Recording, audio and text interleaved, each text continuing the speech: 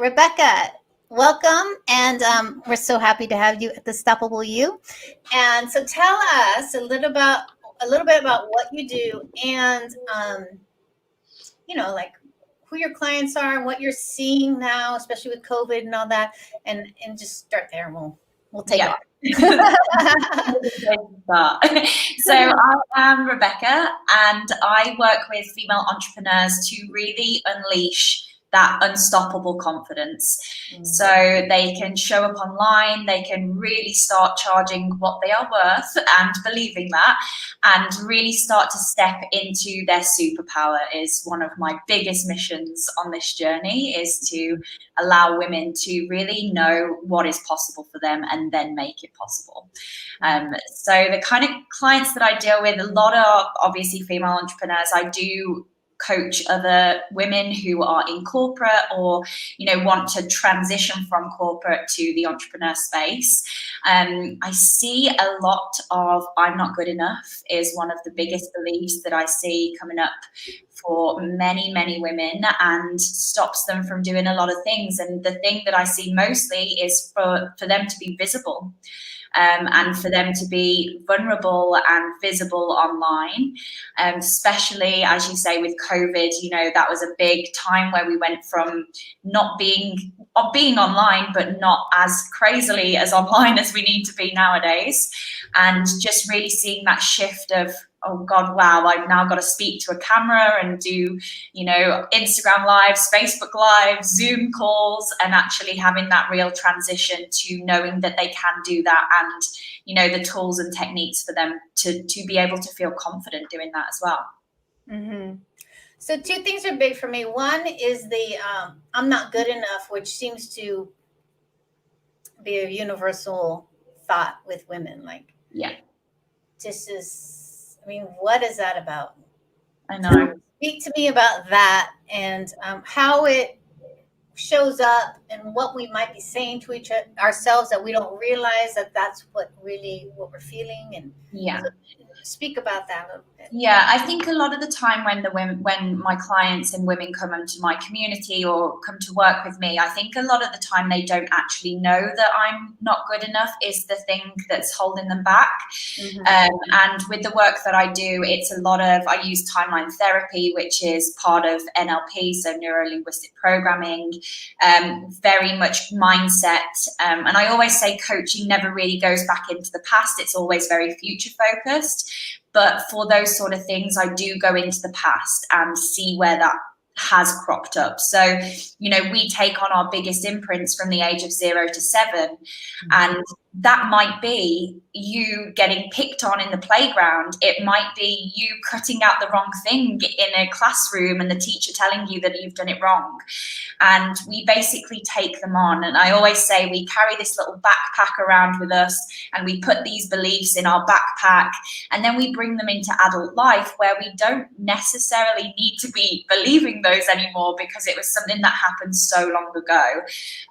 So I kind of feel that the I'm not good enough happens when we've peeled back the layers of the onion, which kind of one of the things that I always say, we just peel another layer, and then then we get to that space. And it's usually something that has been a trauma. And when I say trauma, it doesn't necessarily have to be a really traumatic time. It could be that one phrase that, a friend or your mom or your nan said to you at that point, and then you just take it on as that is your truth. Mm-hmm. Yeah. So, like in my own life, if I think about that, it's like I was a dancer. I want to be a dancer. No, you can't be creative. You won't make money. You have to go to college. You got to do this and this. So all these conditions, and I think as little girls, we are open and creative and emotional. And, for me, I was too emotional, So they said, you're too much, right? So can you speak on that too? Like, how we as little girls are very, kind of just out there, right? Yeah. I was literally just having this conversation with someone actually, and one of my biggest dreams as a little girl was to be married on the moon. Like, I believed hands down that I was going to get married on the moon. Right, you're like living it. Like, I am there, up there. And I remember, like, I probably still have the book that I wrote that down in, and I believed that so much. And I think, you know, I was the same as you, Amy. Like, I was a performer. I grew up and I did that as a career before I moved into coaching. And there are a lot of times when you're told that you're not good enough, and you're told that it's not, you know, a sustainable career. And I know it's going on a lot at the moment, is that, you know, they're almost trying to prove that it's not a sustainable career, and it kills my insides. But actually, when we are those little girls, you know, I remember riding my bike and believing 100% that that bike was a car. And I think as adults, we don't tap into that anymore. You know, we grow up and we're like, well, we must be serious. We must make money. We must get married. We must do this. And it's almost that conditioning that we get when we grow up, that we're not allowed to dream and to kind of imagine and pretend that our bike is a car, or that we're going to get married on the moon anymore. So yeah, that's one thing that I really try and get into my clients. And I use acting as if, and I use a lot of kind of the kind of visualization work to bring that back in. Yeah. So are you telling me, like, because if I think about you getting married on the moon, and I'm so excited for you. Right? It creates an emotional response of like, yes, it's like this. All right. And that's really a level of confidence, right? Is that what it is?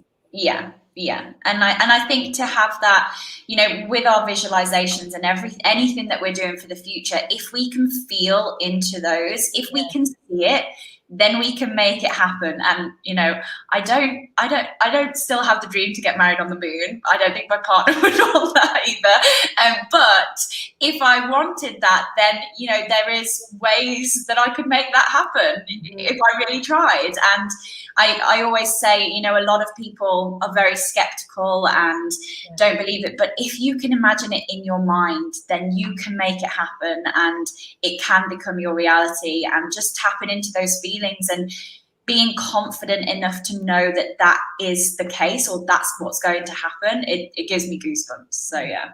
Well, I just had a visualization of like the Zoom background of a moon, and then you and your husband getting married, like right there. I'll check back in if one day I've booked my wedding on the moon. So, you know, Rachel says, so relatable, Rebecca. Learning to unpack the backpack is very useful as to continue our journey and leave in the past those things that no longer serve us well in the present. Yeah.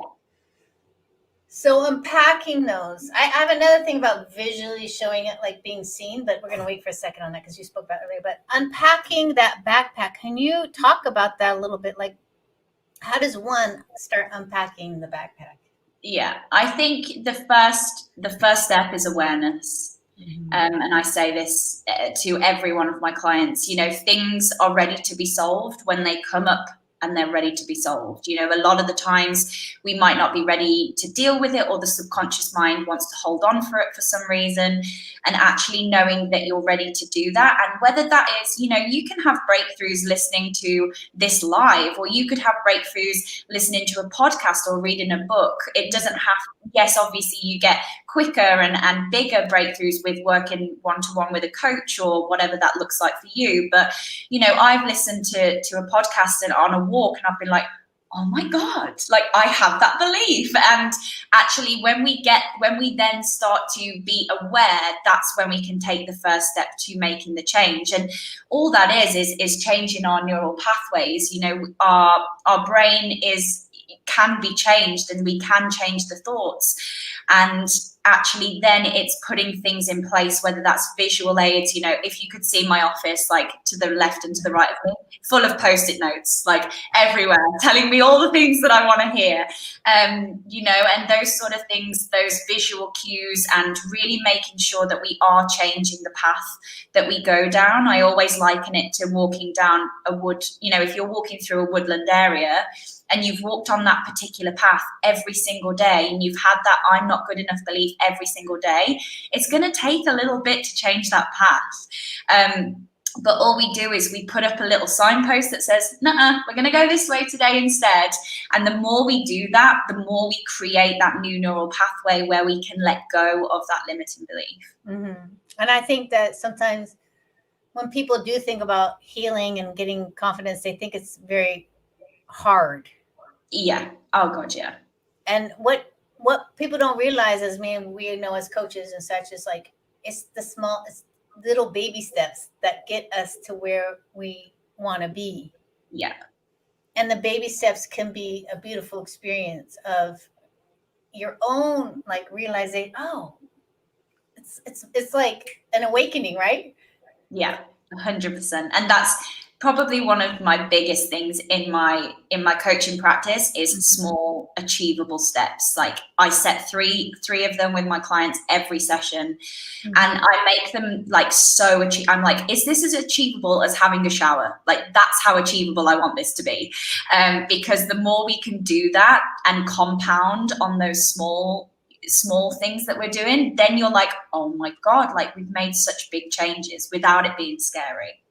And then that means we have to give up the idea of these big accomplishments in our life to make things happen. It's like the end, right? Exactly. Yeah. Because that just causes pain, because it is work to get there. Yeah. And I think I went through that myself. Like I am a massive high achiever, always have been. And, you know, like I started my business and I was like, right, where are my 7 figures? Like what, you know, like what's going on? You know, and I was always like, hang on, let's slow down a minute.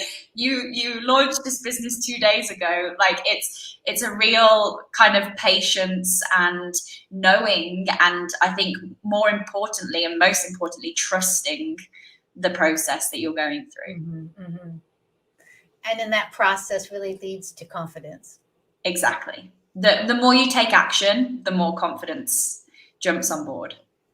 Yeah, I was talking about that in the intro, like taking that courageous action. You committed and taking courageous action. Yeah. I love that. So I want to talk about, because I know visibility for women in this day and age, even in this new world of COVID, even dating or even like talking with friends, or everything's changed in our communication and our life experiences. Like maybe we can't talk about going to the zoo, right? So now we're here. Like, what do we say to each other? Like, I have to like maybe really tell some truths about myself and be visible in ways that I can no longer chuck it off to someone else, right? So talk about visibility and for women and what that means and what the struggle is there. Yeah, I think the biggest word that comes up for me is vulnerability. And especially on the online space, because you are putting yourself out there and saying, hey world, this is me, this is what I believe in. And not everyone's going to agree with that. And, you know, that is okay. And I think that's what I see the most. It holds people back the most, because they're like, you know, judgment and what if people judge what I say, or I lose my words when I get on video, or I don't know what to, I have everything in my head and as soon as I press record it flies out and I have no clue what to say. And I think getting that, being confident enough to be vulnerable and putting yourself out there, which was a big transition for me actually from being a performer. You know, I grew up playing someone else. Like as a performer, you are the character that you are playing. I was never me. I was never Rebecca Haydon on stage. And actually going from, you know, I'm very confident and, you know, I've performed in front of a lot of people, but that was being someone else, and actually coming into this space and being like, oh my God, I now have to be me and say what I feel and say my opinions. And that was a really big step for me. And the more I did it, again, it's with confidence, it's just taking the action. And, you know, I was a very people pleaser at the start, and I was saying the things that I thought people wanted me to say, and I almost got to the point where I was like, you know what, like, this isn't me, so what is me? And actually finding that true you and what you want to say. You know, I did a post about people pointing at reels the other day, because I'm just, you know, I want people to use their voice a little bit more. And yes, it triggered people, but that was my opinion. So, you know, that's what I'm going to go with. And I think it's that visibility to be truly you. And not many women like to do that, I don't think. Well, okay, so I'm thinking about my own things. Like, when I really didn't want to tell my story, right? So I didn't want to tell my story about how my fiance passed away. Like, I did not want to speak about it. Yeah. I did not want to bring that into my business or bring that into my, it took me a long time to get to that point. And I'm thinking, what was behind that? What was behind that was that old adage of, you know, you have to be perfect. Don't let people know, like, your vulnerability, or even in advertising, because, you know, the advertising used to be show the perfect, yeah, right? Like this perfect thing over here. And that's what I was, you know, conditioned with, was that perfection. So can you speak a little bit into that? Like, you know, because when you're talking about being visible and like, what's the wall? What's that about? What are we hitting?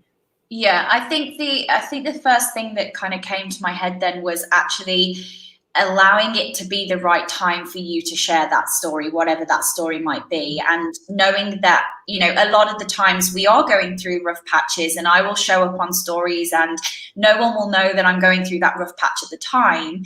But I am very open with I don't like people thinking that I am like unicorns and fairies and bouncing around all the time, because life throws crap at us. Like, that's going to happen. But being strong enough to obviously do the work and then go back and be able to talk about it. I think, you know, it was when you felt it was the right time to talk about it, that's when it is the right time. So that's kind of the first thing I say. And then I think the other thing is, it obviously lets people into our space. You are opening the gates to let people to come into the garden or into your house. And actually that, knowing that that's going to be okay, and knowing if someone doesn't agree with that, you know, I always say we all have our own map of the world, and we all have our little red dots on this map. And, you know, your red dot might look very different to my red dot because we've gone through different things. And actually it's okay for them to feel or think that way, because that's just what they've been through and how they're dealing with it, the same as with us. And having that in the forefront of your mind when you are sharing these stories, or your opinions, or the way you think things should be done, is really important. But I think also the one thing that I always say is knowing your why and knowing your mission, because your why and your mission is almost always bigger than the fear that you're having. And, you know, that why of, whether that's the why for your business or the why for your life or what you're trying to create, whatever that is, knowing that really, you know, I get my clients to say it day in, day out. You know, why are you going on social media? Why am I here talking to you, beautiful ladies? Like, what is my why behind this? And making sure I come from that is a really important way to then start to get visible, because we're coming from a place of sheer passion. Yeah. So I know there's different ways to get to your why. Can you actually get into what that means? Find your why, like, yeah. Because people are like, why? I want money. Why? Like, right? Some people's why is like that, but no, it's really it's a process. Yeah, it is a process. And I think, you know, a couple of questions that I always ask is, what gets you out of bed in the morning? You know, it could be to take your kids to school. It could be to, you know, help someone out. What is that thing that makes you go, oh God, I've snoozed the alarm 10 times, but this time I really am getting up. You know, what is that kind of, that reason why you get out of bed in the morning? It has a lot to do with it. I think a lot of what you want in the future, and I'm sure we'll discuss this with vision boarding and that sort of thing, because, you know, really looking into the future and saying, wow, like, you know, my dream is to own a house in Noosa, and that is a big part of my why, because that's kind of what my dream is.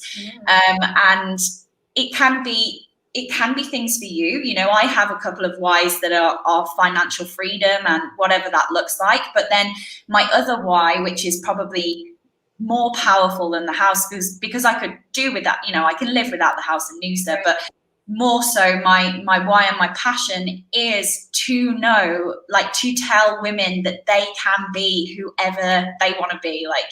And I probably have known this, I've probably known this for a long time, but I found it through coaching. Yes. So, you know, I know that I've always wanted to help people. I've always been that person who has been there or on the other end of the phone. And actually, when I started blogging, which is how I got into coaching, and people were commenting back being like, Beck, this has really helped me this week. And, you know, like, say, oh, I've tried this out this week. And I was like, this is it. Like, this is my why. So give yourself a bit of time, I would say. So Jacqueline says, I think asking why is such an important question. A great question, ladies. Thanks, John. Jacqueline, well, thank you. We're going. So I think that, I think, and I want to point this out, like, all of my work and the things that I've been doing throughout the years, everything came together when I became a coach. Like, you get the language, you get the vernacular of it, and you're like, oh God, that's what I'm doing. Like, it all starts making sense. And I think that some people, not John. I was like, woo. So it's fine if it was. Just wait, we're confused. So, but I think, you know, that's the beauty that we give to our clients as coaches, is an understand, like, a verbiage, like something that they can, like, oh, there it is again, my limited belief, you know. So I think it's, as I said, so beautiful. But I do want to say this. I have a question from the audience that I want to bring into, because you guys as audience, you know, you can pre-submit questions for our panel in the survey. So this is one of them, and one of them is how to increase confidence and reduce anxiety. Yeah, I like that one. So anxiety is something that we are fearing in the future. That's why we get anxiety, because we are fearing something that's coming up in the future. One of the best things that I tell my clients to do is to close their eyes and visualize 15 minutes after successfully finishing the thing that you are worried about. So if that is a job interview, if that is standing on stage, if that is coming and doing an Instagram live, just close your eyes and imagine 15 minutes after successfully doing that thing, how it feels, how you think, how you're acting, how you're behaving, and really tap into those feelings, because what that does is it tells the subconscious mind that we've already been there and we've already done it. So it reduces the anxiety, and it basically, because our subconscious mind doesn't know the difference between what is real and what is not, it already feels like it's done the event. So if you try that, that will obviously bring there's many things that you can do for confidence. One of my favorites is the power pose, you know, just standing in like the most powerful pose that you can do, like for 2 minutes. But actually having that visualization after it's happened, not happening, but after, is a really powerful tool for anxiety, and that can be used in any case. Yeah, I love that. And Rachel says, that's great, Rebecca. I'm doing that. Yeah, give it a try. Yeah, I think that'll really move you forward, especially, as I say, like, you have to put yourself out there more nowadays. And even like, I mean, this connection, you and I mean, I got a lot of energy. You got a lot of energy. We're like, shh. I don't know if you can feel it, Rebecca, but I can feel it. Like, but yeah, sometimes, you're missing that connection, and then you're not feeling, you can't really read people as much. And then you're just like, yeah. And you're bringing in, what we focus on is what we get. So if you're focusing on that event being really bad, then guess what? It's going to go really bad because that's what you focused on. It's all part of the RAS system. And it's, if you want to have a look at that, it's the reticular activating system, a little bit of our brain that focuses on the things and then just brings that in. So it's really important, to focus on the things that we do want rather than the things that we don't want. And I know a lot of people do that.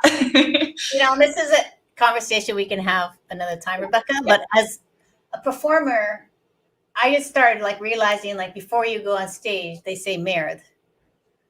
I mean, like, how? Just set me up for failure. Thank you very much. It's such a, I mean, break a leg. I mean, somehow that won over, have a great performance, kill it. I know. Somehow that won over, but that's another conversation.